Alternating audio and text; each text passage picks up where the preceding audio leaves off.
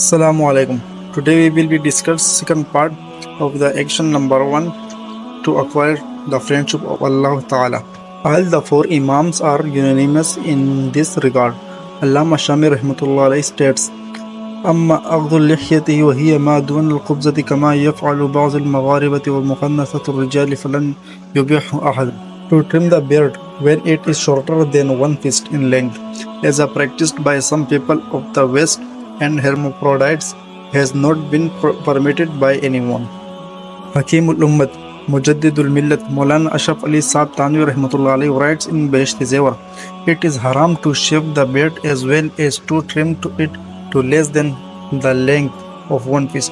The word dhadi, Urdu word for beard, comes from the word dhad, jaw. Therefore, the beard should be to the extent of one fist under the chin as well as to the right and left, to the end of the jaw on either side. It is wajib to grow the beard to one fist length and all three sides. Some people grow the beard to one fist under the chin, but trim it to less than a fist on either side. This is incorrect. If any one of the three sides the beard has been shortened to lesser than one fist to even the extent of one grain of rice, a few millimeters, this action will be haram and a major sin.